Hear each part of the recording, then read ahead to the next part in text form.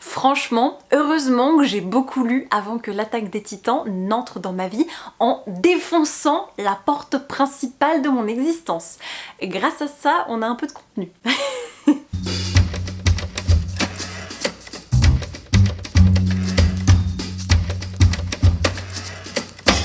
Hello mes petites saucisses cocktail trempées dans le chocolat fondu, j'espère que vous allez bien. Je suis ravie, heureuse et extatique de vous retrouver aujourd'hui pour une nouvelle vidéo sur la chaîne. Et je vous propose un petit update lecture des familles parce que ça fait un petit moment, parce que j'ai des lectures assez éclectiques et qui n'ont pas grand chose à voir ensemble à vous présenter. Donc ça va être un joyeux bazar de choses quand même assez sympas, donc on y va tout de suite. Je sais pas si ça se devine, si ça se pressent derrière votre écran, mais je suis un peu dissipée aujourd'hui, donc je vais essayer de me recadrer, mais je pense qu'avec la première lecture que je vais vous présenter, c'est un peu foutu parce que c'est un ovni. C'est mon dernier coup de cœur,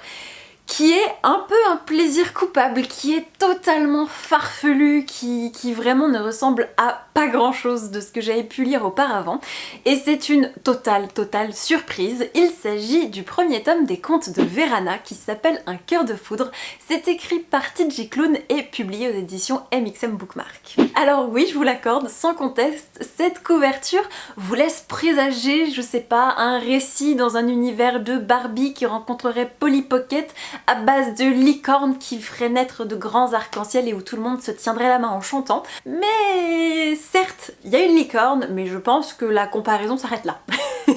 Je vais mais tellement galérer pour vous faire un résumé un tant soit peu cohérent et que vous ne vous préoccupiez pas de l'état de ma santé mentale.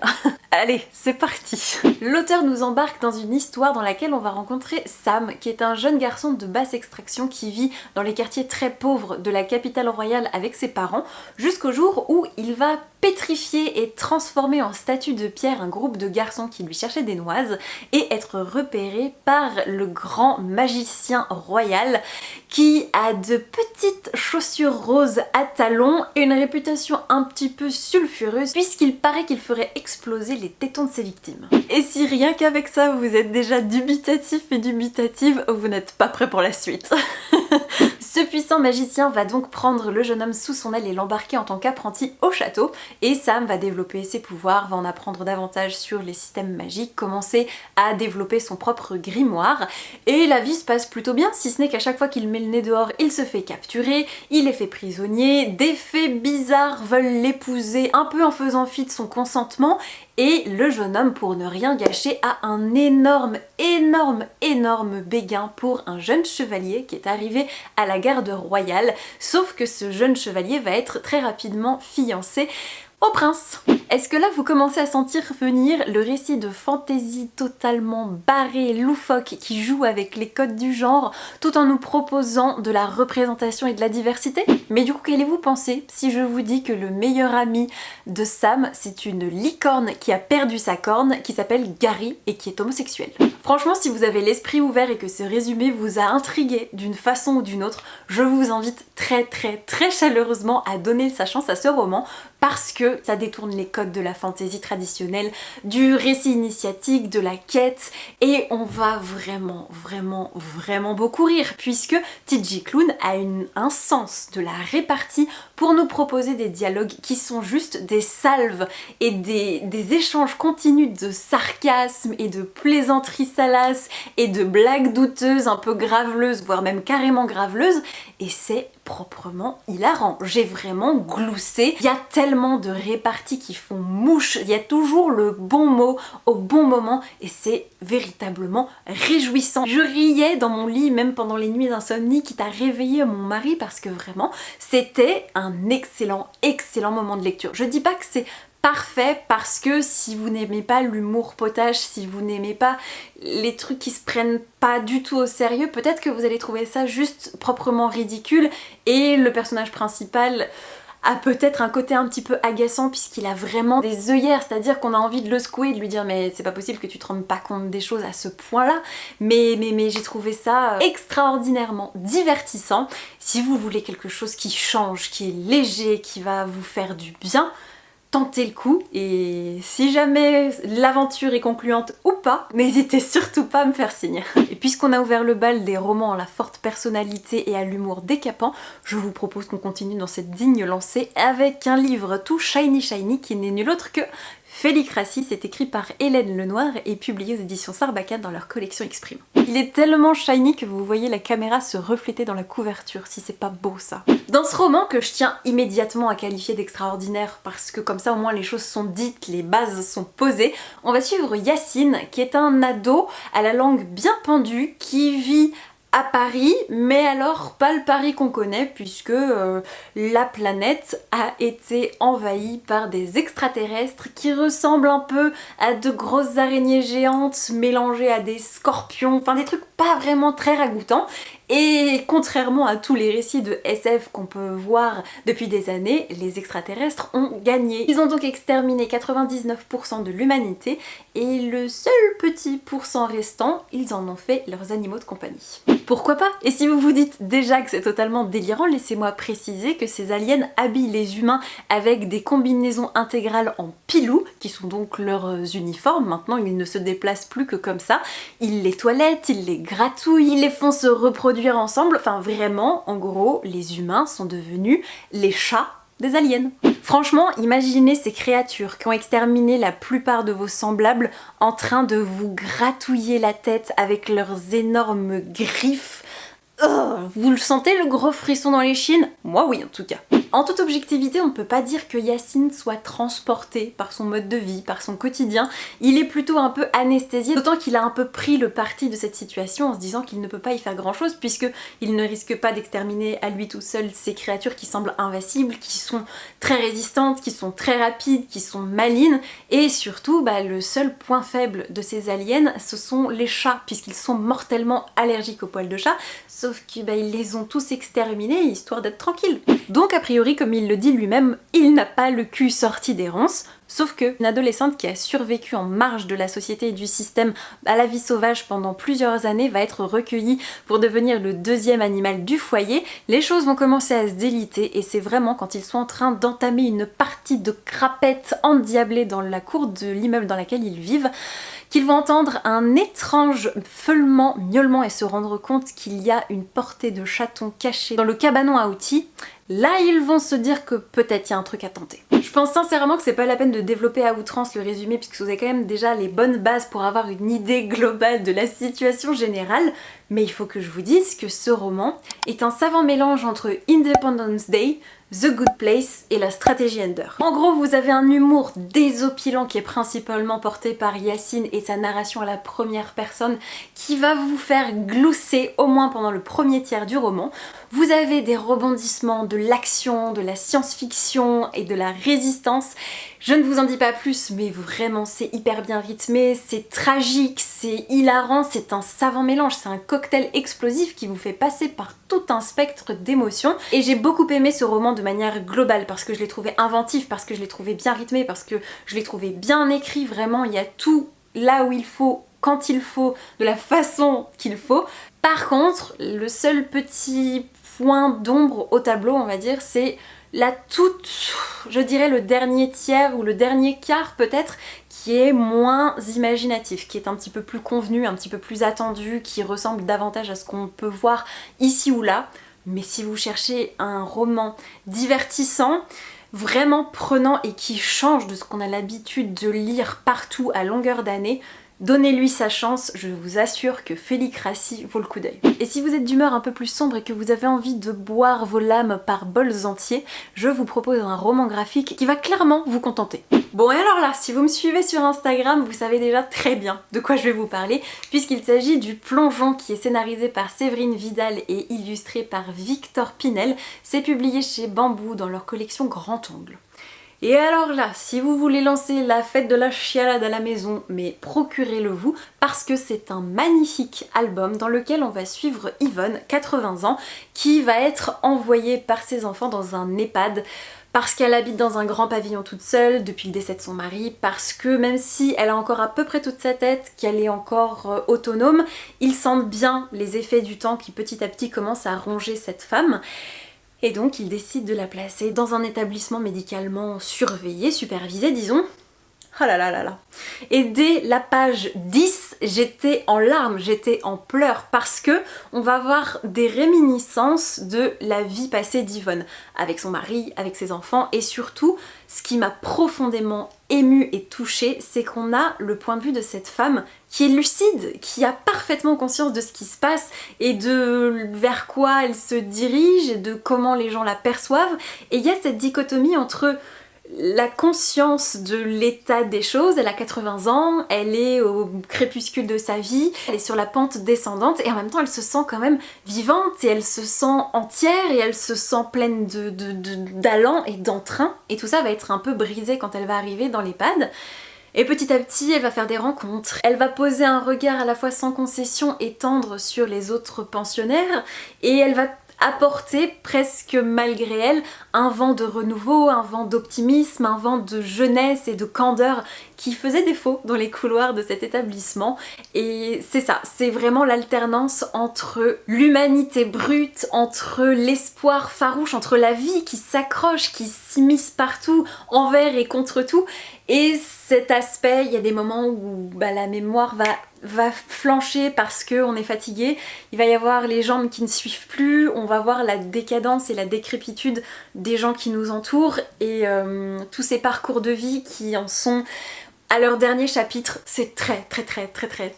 beau, très bien écrit, très bien dessiné, c'est émouvant. Ah là là mon dieu, c'est pas tire-larme, c'est pas fataliste, c'est pas pessimiste, au contraire je trouve que Yvonne elle est là pour insuffler du bonheur, elle est là pour empêcher tout le monde de sombrer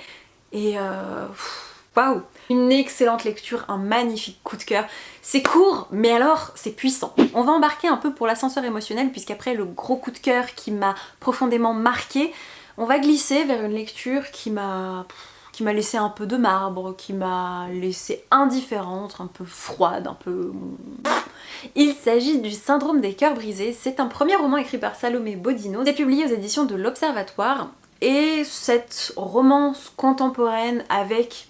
une touche d'anticipation, mais vraiment pas tant que ça, va mettre en scène un petit couple parisien, Victor et Lola, qui sont assez jeunes et qui s'aiment énormément. Ils vivent ensemble dans un petit studio et il leur en faut pas beaucoup, ils se contentent vraiment d'amour et d'eau fraîche. Lui ne fait pas grand chose de ses 10 doigts, il est prof de musique mais il a que 2 élèves, c'est un peu un raté qui se cherche et qui se laisse vivre, et Lola de son côté est en train de boucler sa thèse de philo et en parallèle de ça elle a un petit boulot dans un magasin de fringues et leur vie va très bien jusqu'au jour où un étrange logiciel va faire son apparition et va commencer à défrayer la chronique. Il s'agit de TimeWise qui est bon an mal an une étude de marché de votre histoire d'amour, c'est-à-dire que vous allez rentrer votre nom, celui de votre conjointe et le logiciel va pouvoir vous prédire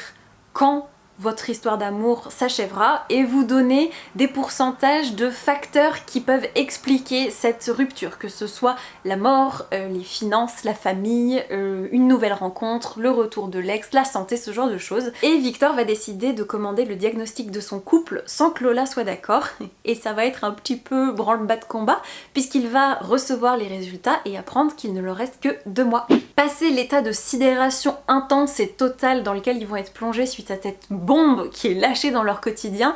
on va avoir le droit à tout un tas d'étapes plus ou moins sur le deuil d'une relation et en fait on va les voir juste saboter eux-mêmes leur quotidien et c'est globalement une réflexion sur le pouvoir de la technologie, des réseaux sociaux et du déterminisme sur nos relations, sur notre rapport aux autres. Et sur l'idée, je trouvais ça intéressant, il y a des choses qui sont plutôt pertinentes parce que le fond du propos est quand même très accrocheur et très moderne et très actuel et vraiment questionnant, mais je me suis absolument pas attachée à ce couple. Victor, j'avais envie de lui mettre des tartes, de le plonger dans l'acide parce que je l'ai trouvé mou, je l'ai trouvé pénible, je l'ai trouvé défaitiste et pas du tout combatif quoi. Donc ça m'a pas convaincue, Lola me laissait indifférente.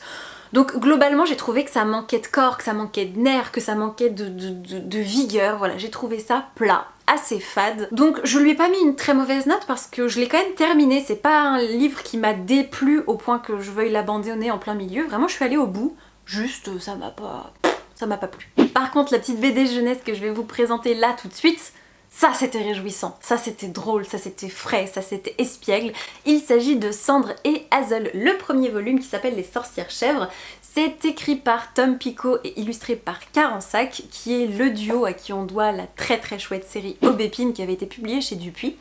Et dans cette histoire, on va suivre Cendre, qui est une petite sorcière qui veut absolument passer son examen de magie pour devenir une vraie magicienne dans son village. Sauf que les plus anciennes lui disent que son pouvoir particulier ne s'est pas encore manifesté, qu'elle est encore trop jeune, qu'elle essaiera l'année prochaine. Et elle est bien décidée à ne pas du tout écouter leurs conseils. Elle va se déguiser, arriver sur scène pour l'examen envers et contre tout. Elle va lancer un sort ultra puissant qui va transformer tout le village, dont sa sœur qui essayait de l'aider pour passer son examen, en chèvre. C'est donc la manifestation littérale et l'illustration délirante de l'adage français devenir chèvre. Moi je vois pas ce que ça peut... On peut pas pousser le concept plus loin, c'est hilarant. J'ai adoré cette quête de cette petite sorcière qui du coup va être accompagnée de sa sœur chèvre qui va se lancer sur les routes pour essayer de trouver une solution et de désenchanter tout son village. Et elle va rencontrer des devins pas très bien intentionnés, des mages qui se prennent très au sérieux alors que peut-être ce n'est pas totalement justifié. Enfin on a plein de portraits comme ça, c'est mené tambour battant, c'est des petits épisodes. C'est réjouissant, je sais pas quoi vous dire d'autre, c'est vraiment jeunesse, puisqu'à la base c'est publié dans le magazine Manon. Mais si vous aimez Hilda, si vous aimez Aubépine, si vous aimez les petites filles débrouillardes et drôles, Cendre et Hazel est fait pour vous. Et puisqu'on parle de petites filles et vous allez voir à quel point cette transition est hasardeuse, on va parler du dernier roman signé par Delphine de Vigan qui s'appelle Les enfants sont rois, qui est publié dans la collection blanche de chez Gallimard et dont vous avez très certainement déjà entendu parler, mais il fallait quand même que je le mentionne parce que c'est une lecture qui ne laisse pas totalement indifférent. Dans ce roman contemporain, on va suivre Mélanie, qui est une femme qui à mon avis est née dans les années 80 et qui donc adolescente a connu, a découvert, a assisté aux prémices de la télé-réalité. Elle a donc été fascinée par ces programmes, par ces télécrochets qui mettent en scène de parfaits inconnus qui vont être jetés dans le star system pour la simple raison qu'ils ont montré leur visage à la télévision. Et elle va tenter plusieurs castings pour essayer d'être recrutée, ça ne va jamais marcher, donc petit à petit elle va lâcher l'idée, elle va rencontrer un homme, se marier, fonder une famille, et c'est précisément quand son fils Samy et sa petite fille Kimi vont être tout petits qu'elle va avoir l'idée de lancer ce qu'on appelle une chaîne famille, c'est-à-dire une chaîne YouTube sur laquelle elle met en scène ses enfants dans leur quotidien avec des unboxings, avec des sorties dans les parcs d'attractions, avec simplement le quotidien de toute la famille qui va être documenté et jeté en pâture sur les réseaux sociaux, et ça va très rapidement cartonner puisque aujourd'hui, maintenant que les petits sont âgés de 8 et 6 ans, ils ont plus de 5 millions d'abonnés, une communauté hyper fidèle, les gosses font des dédicaces, ils sont sollicités de partout, ils reçoivent des produits et des gadgets et des goodies à ne plus savoir qu'en faire, leurs chambres sont totalement submergées par le bordel, enfin vraiment ça a pris une ampleur incroyable. Et l'histoire va vraiment prendre un tournant un peu différent quand Kimi va être kidnappée dans l'enceinte de leur résidence. Une équipe d'experts va donc être mandatée pour mener l'enquête et parmi eux se trouve Clara qui est procédurière, c'est-à-dire qu'elle a en charge de tout gérer, tout contrôler, tout analyser pour faire en sorte qu'il ne puisse y avoir aucun vice de procédure pour que vraiment l'enquête soit inattaquable, inaltérable et vraiment réglée, bien cadrée, réglo. La jeune femme va donc commencer à investiguer dans le passé, dans les archives de Mélanie et de sa famille. Et en fait, sous couvert d'enquête, Delphine de Vigan nous propose une plongée au sein de ce phénomène que sont les chaînes famille, au sein de cette mise en avant des enfants sur les réseaux sociaux. Et il va y avoir deux nœuds vraiment principaux qui vont intéresser l'autrice, à savoir le travail dissimulé des enfants qui souffrent d'un vide juridique assez sérieux et problématique, et de l'autre le rapport qu'entretient l'homme moderne vis-à-vis de son intimité, de sa vie privée et de cette notion de barrière qui est devenue de plus en plus poreuse au fil des années avec l'essor des nouvelles technologies. C'est une lecture qui m'a laissée plutôt indifférente pendant le premier tiers, parce que je trouve que la plume de Delphine de Vigan n'est pas là pour faire dans l'élégant, n'est pas là pour faire un exercice littéraire, mais plutôt une espèce d'enquête journalistique assez factuelle, assez désincarnée de cet univers des chaînes famille. Et donc les personnages ne sont, à mes yeux en tout cas, que des coquilles vides, qu'un prétexte, qu'un support, qu'un trope narratif pour développer son propos, son avis, sa vision des choses autour de ce phénomène de société. Et donc forcément au départ quand on a un peu que ça, j'ai trouvé que c'était assez peu intéressant au bout du compte. Par contre quand l'autrice va cesser de s'intéresser au microscopique et ouvrir sa lentille visuelle pour s'intéresser au concept dans son ensemble, là ça devient intéressant parce que là ça devient plutôt pas un essai bien entendu, mais une réflexion sociologique, philosophique et un peu sociale sur notre rapport aux réseaux sociaux, sur notre rapport à la vie privée, et j'ai beaucoup aimé cette progression narrative. Au début on va s'intéresser à Mélanie, puis Mélanie et sa vie de famille, donc on va commencer à s'intéresser aux chaînes famille. Et une fois qu'on a un peu une idée de ce que regroupe cette mode sur YouTube, on va ouvrir le débat petit à petit jusqu'à l'universel. Voilà, j'ai trouvé ça intéressant, assez pertinent, et du coup ce dernier tiers du roman m'a beaucoup impactée, m'a beaucoup questionnée en tant que consommatrice de contenu sur internet, mais aussi en tant que créatrice, puisque je fais des vlogs, je vous parle de lecture certes, mais je pense qu'on s'est tous plus ou moins à un moment posé la question quand on ouvre Instagram et qu'on veut lancer une story de se dire est-ce que vraiment j'ai besoin de partager cette information à mon sujet à des gens que je ne connais finalement ni d'Ève ni d'Adam. Donc c'est vraiment une façon de se regarder dans le miroir et de se dire est-ce que notre usage et notre rapport aux réseaux sociaux est sain, éclairé, est-ce qu'on a conscience de l'impact que ça peut avoir. Et donc j'ai trouvé ça intéressant, mais ne vous attendez pas à un roman narratif intéressant et élégant, puisque moi c'est ce que j'étais venue chercher, j'ai été déçue de ce côté-là, mais par contre vous avez une vraie réflexion sociale qui vaut le coup d'œil. Ça y est, on a fait le tour des lectures que je voulais vous présenter aujourd'hui, j'espère sincèrement que ça vous aura plu, que ça vous aura diverti, que vous aurez peut-être envie de découvrir certains de ces livres. D'ailleurs si c'est déjà fait, n'hésitez surtout pas à me laisser votre avis, à venir en débattre dans les commentaires, vous savez que je prends toujours plaisir à vous lire. Et en attendant, je vous souhaite comme d'habitude de merveilleuses rencontres de papier, et je vous dis à très vite pour la prochaine vidéo. Ciao ciao!